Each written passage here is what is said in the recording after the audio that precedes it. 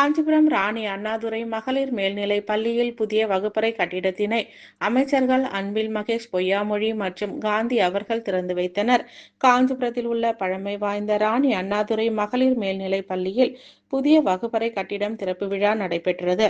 இதில் சிறப்பாக பள்ளி கல்வித்துறை அமைச்சர் அன்பில் மகேஷ் பொய்யாமொழி, கைத்தறி மற்றும் துணிநூல் துறை அமைச்சர் காந்தி ஆகியோர் கலந்து கொண்டு மாணவிகளின் பயன்பாட்டிற்காக கட்டிடத்தினை திறந்து வைத்தனர். இதில் மாவட்ட ஆட்சியர் கலைச்செல்வி மோகன், பாராளுமன்ற உறுப்பினர் செல்வம், சட்டமன்ற உறுப்பினர்கள் சுந்தர், எழிலரசன், மாநில வர்த்தக அணி துணை செயலாளர் VS ராமகிருஷ்ணன், மாநகராட்சி மேயர் மகாலட்சுமி யுவராஜ், துணை மேயர் குமரகுருநாதன், மாநகராட்சி மன்ற உறுப்பினர் மல்லிகா ராமகிருஷ்ணன், கல்விக்குழு தலைவர் இலக்கிய சுகுமார், மாநில இளைஞரணி சுகுமார், வட்ட செயலாளர் சம்பத், அவைத்தலைவர் குமரேசன், இதில் பள்ளியின் ஆசிரியர்கள், மாணவிகள் என ஏராளமானோர் கலந்து கொண்டனர்.